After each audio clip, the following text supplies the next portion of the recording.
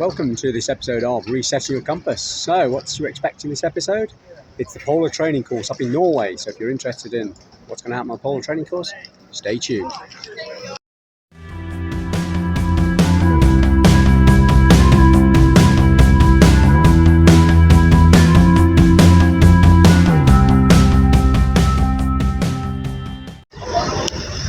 So, as I say, we're at Birmingham Airport, first leg of the journey, Birmingham up to Schiphol, over in Amsterdam, second on Amsterdam up to Bergen in Norway. So, all pretty cool, all pretty good, everything's gone well so far. So yeah, just arriving and crack on, get on the plane, go sleep over in Schiphol. Well folks, we made it to Schiphol Airport over in Amsterdam. Going to stay here now for several hours until flight out tomorrow, very early in the morning, tomorrow morning up to Bergen.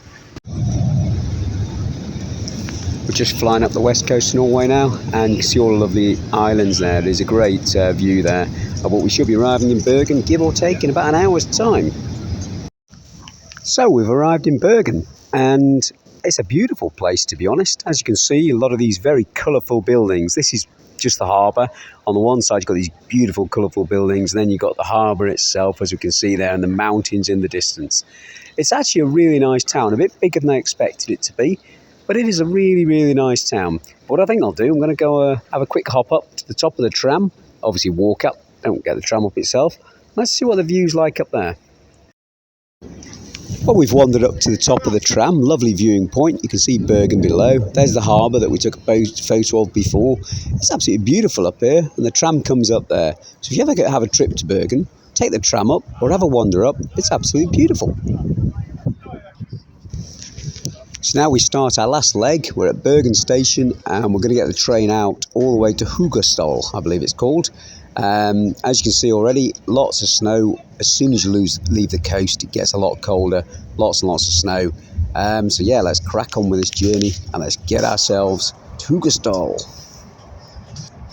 Well, we arrived pretty late last night, had a quick bite to eat, got straight to bed, and this is what I've woken up to this morning. This is an amazing sunrise. As I open my curtains, I get a view over the frozen lake, the mountains. The snow's about 7 or 8 foot deep. It's minus 13 or 14. Wow, what a sunrise to wake up to. That is my view from my bedroom. Give you a quick run through where we're staying. Got my own kitchen. No one needed it this time. Got some beautiful breakfast this morning. Absolutely lovely bread, cheese. I just love it how when you tend to go to Europe, they have far better breakfast than they do in the UK. UK's got a big fry up, very unhealthy. Here's lots of cheeses and fresh fruit and fresh everything. Brilliant. Anyway, this is where I'm staying, folks. As you can see, absolutely gorgeous panoramic view there. Unbelievable, quite frankly. Everything you need here. Actually, way more than I actually need, to be honest with you. Loads of stuff. This is all the kit sorted out now, by the way. It looks a lot more tidy when it's organised into bags and stuff. So we're going to be doing the theory this morning. So the next week, we're doing theory in the morning. And then practical in the afternoon. So the theory is obviously polar training itself, but not just the polar training. It's what I'm going to need for the world record attempt, because there's two things going on here. You can learn all the polar training in the world, but you're going to need a lot of different stuff for the actual world record attempt, which is what this is all about. And then in the afternoon, we're going to get kitted up. I'm going to start our Nordic skiing, which I've never ever done. This is going to be hilarious. How many times I'm going to fall over in the first few minutes. But no, we're going to be doing the Nordic skiing this afternoon, because that is going to be a technique I'm going to have to really crack in a very good way, because the better technique you've got, the more energy I save, the quicker I can go. That's the way it is. And that's a classic example, actually, of what the difference is between polar training and the world record attempt. With polar training, I've learned to Nordic ski, and I'll be plodding along. You pretty much walk to the South Pole. However, I'm going to have to ski to the South Pole because I've got to go quicker. So my Nordic skiing has got to be up to speed with a pulk, so I can actually ski rather than just plod to the South Pole. Anyway, we're going to crack on for the rest of the week. Not really sure exactly what it holds, but this is going to be pretty awesome. As you can see, your beard's coming along a bit more. That naturally happens. I'm going to keep that trimmed, as I say, up to John O'Groats when I get there in 5 or 6 weeks' time. But this is what it's going to be like out in the pole anyway, so you've got to get used to it. What a first day, folks. We've had breakfast early on, 8 o'clock. Was in the classroom, so to speak, by 9 o'clock, 1-to-1. 9 till 12 we've done theory, we've been through pretty much everything to do with basics of the sort of pole, etc., and everything else. Been pretty hefty 3 hours there. We then went down and got the skis for the Nordic skiing, went out Nordic skiing for 2 hours. Felt like I'm a beginner on skis again. Unbelievable. I never felt like that on skis before for a long time, but it was pretty good. So hopefully tomorrow I'll be a lot more relaxed with it. It's a different type of technique, it's a little bit less balanced, etc. That's all it is. Just take me a couple of days to get used to the ski side of it. And then we came back, another couple of hours theory, all about skis and ski boots and which ones to use, different types of boots and skis depending on whether you want to go quick or slow and vice versa. There's a lot of different risk reward involved here, so it's been a pretty intense day. Sadly I didn't get any video today, I was just too busy concentrating how to ski, bizarrely enough, but tomorrow I'll definitely get some video a little bit as well to get on the video. But cracking day, as you can see behind me, lots of snow. It's about, I don't know, guessing wild, about -8 now, -9, somewhere around that area. It's pretty chilly, but when you're skiing, it's warm. And I mean, I had a base layer on, to running top, and my shell, which is my sort of waterproof jacket, very thin waterproof jacket, my Arcteryx, and that was more than warm enough today. To be honest with you, I had the Arcteryx jacket unzipped. So that's day one, folks. Been pretty intense. It's just gone 6 o'clock, and dinner at 7, and then pretty early night. Wow, is all I can say. It is amazing, seriously is.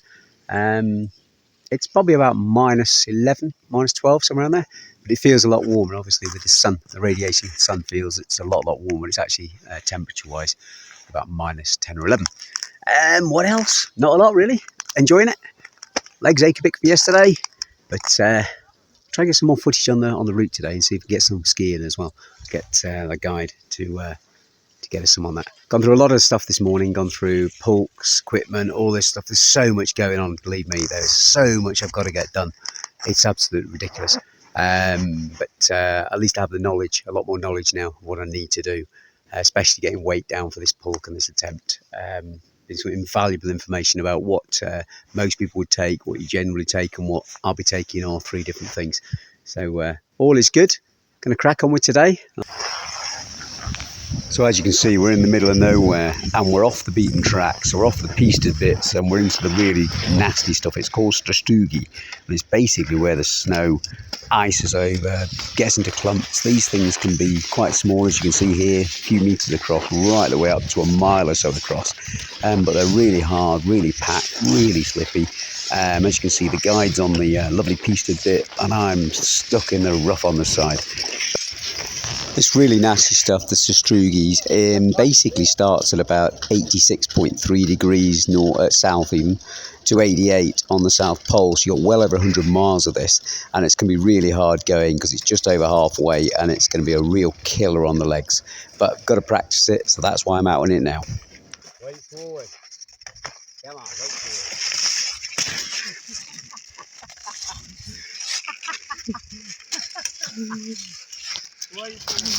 It's not just easy to fall over, it's actually really hard to get back up again. Interesting third day today. We've done a lot of excuse me, a lot of theory this morning. Lots of theory. Crikey, there's so much to do, it's ridiculous. But picking up some really awesome tips. And then this afternoon was tasked with sorting out my diet for the expedition itself. How many calories you need, protein, carbs, all that sort of stuff. I had to do that. And at the same time, I then had to get around a 14k course. That was skiing, and get back for 5 o'clock. So I had 4 hours to do all that.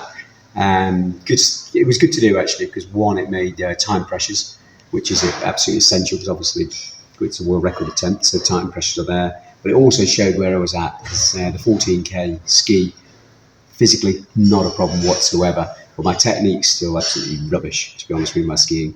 That has to improve without a doubt. But obviously I'm going to be coming back next year at some point, doing several weeks skiing to get this sorted out.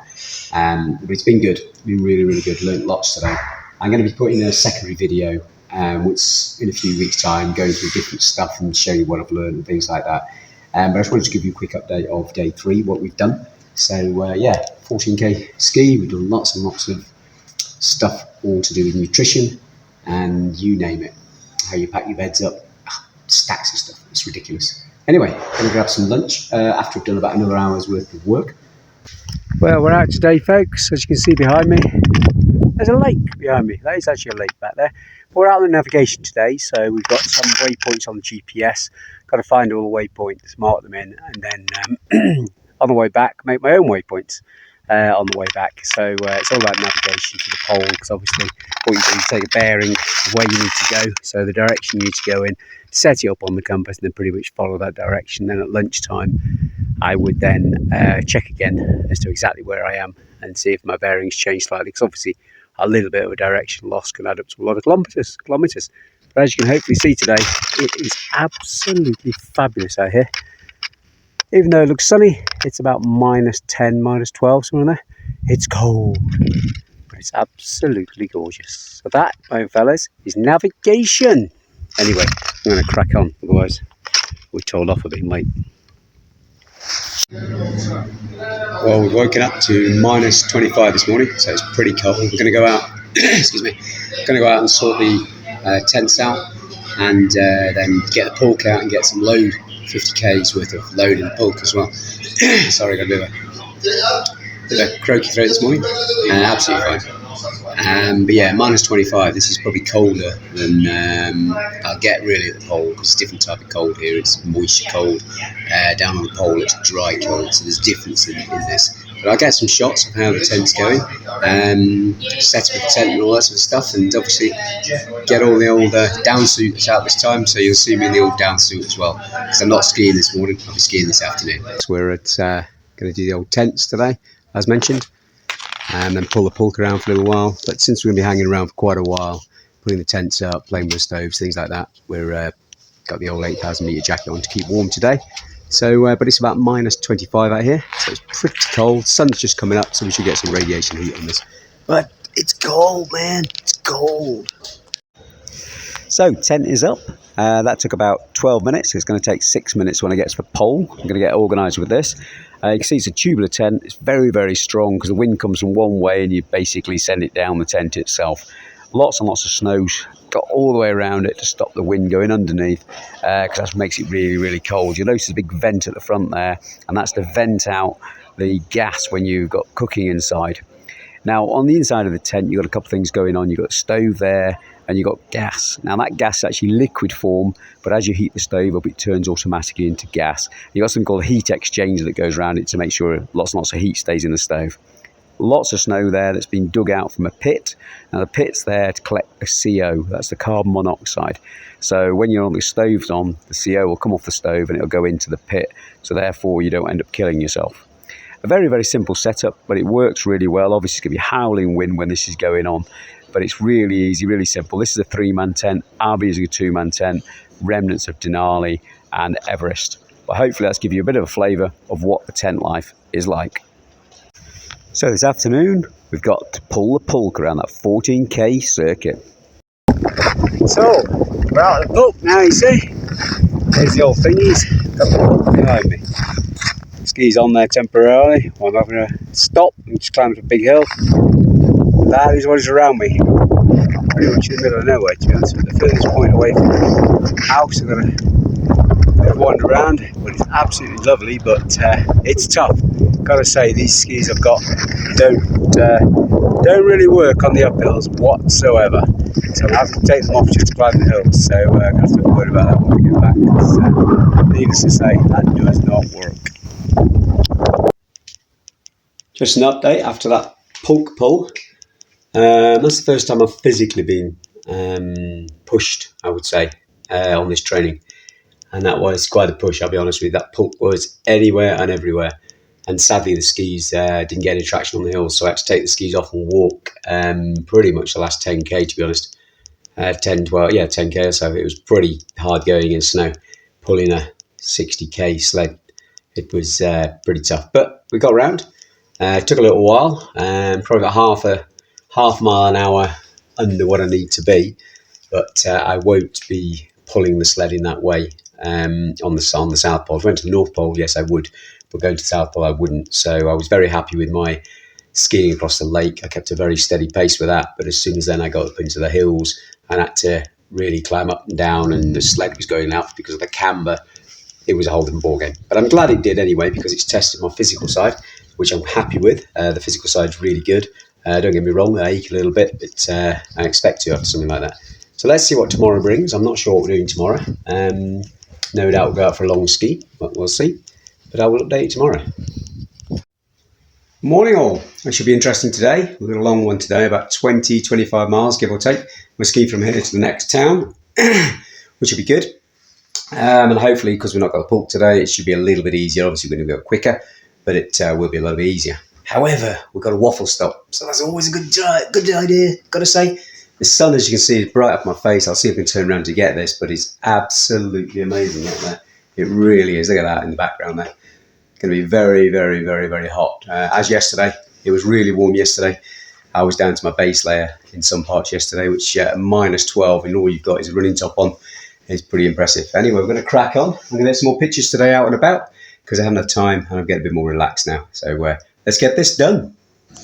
Well, we've arrived at the start of this 25k day, and as you can see, it's looking pretty awesome. It's actually a lot windier than we think, and I'll put it on the video in a minute just to explain how windy it really is.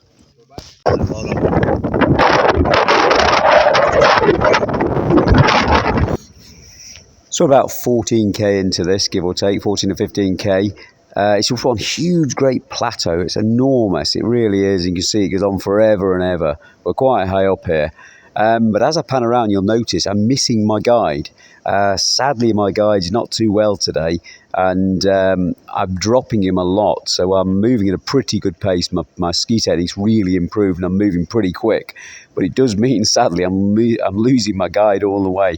So I'm hoping in the next about 6 to 7 kilometres we come across the waffle stop, and we'll see if we can get some more energy back into the guide, and fingers crossed he'll be okay to continue. But at the moment it's not looking good on his part at all. Woo! What an awesome day, folks. That was a cracker. We've been out for about 4 hours and it's been absolutely beautiful. Got the strength today, easy, and got skis are sticking, which is brilliant. Techniques come along leaps and bounds, and guess what? Wow, I think I can Nordic ski now. I can actually say I can Nordic ski. Absolutely amazing. Look at this, behind me. Look at that, Whoa. Imagine this in the Alps, It's absolutely amazing. Just dropped below the tree line we did. We're above this tree line. We've just dropped into it. And it's an absolute cracker. Just waiting on the old guide. He's just taking his skis off. He's just climbing up the hill. Because my skis are a little stickier, I managed to be able to get up there without, but we'll see him in a minute. I think we're probably getting picked up here. I don't know. We'll find out in a minute. But awesome day. I've got to be honest, not found my limits yet, which is good news. I didn't want to be absolutely knackered with this. All that tyre pulling and Nordic skiing on the ski machine has paid dividends. Physically, mentally, it's good. Okay, guys and girls, last day out this morning. Been out for about 2 hours. Probably got another hour to go, just in the trees. There's no one around, it's silent. All you can see is a few of the white hares tracks, but it's absolutely amazing. It's been a cracking week. It's been tough, I'm not going to lie. Learned lots of information about the pole and what we need to do. I think the critical factor with this is obviously going to be the training and everything else, but money is going to be a critical factor in this, and I'm going to have to do some thinking of how we can gain enough money to do that. So it might be setting up another business, I don't know yet. But yeah, that's the tough bit, the money side. So sponsors, setting up another business, let me have a think about this when I get back. But got all the information I need now. What seemed quite impossible is most certainly possible now. It's just a case of getting on and doing it. I'll catch you all later. Got to get the train in an hour or so I've got to get myself moving. Okay, folks, so we're starting our journey home.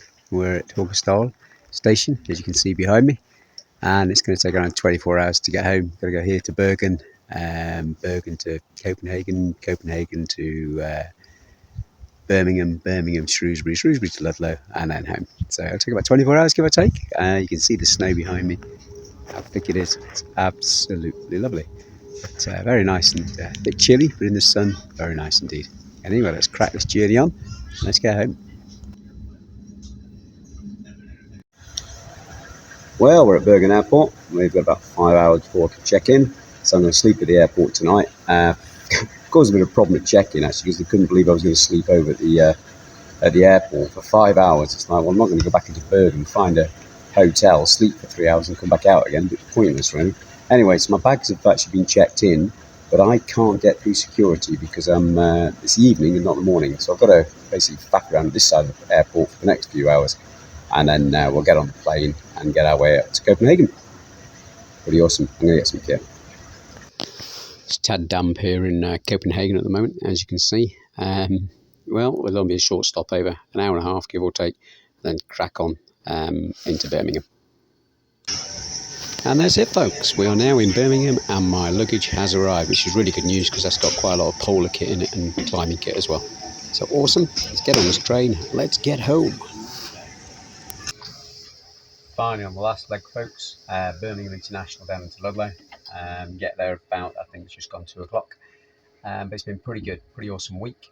Really, really good. And I'll do some more videos, as I say, regarding exactly what I learned on each individual day. I think you'll find it quite fascinating, the detail we actually went into, but I'll do those as separate, all videos linked together. I hope you've enjoyed it. It's been an awesome videoing this polar training week up in Norway. And if you like it, as ever, give us a sub, and we'll catch you next week. Come on, go for it.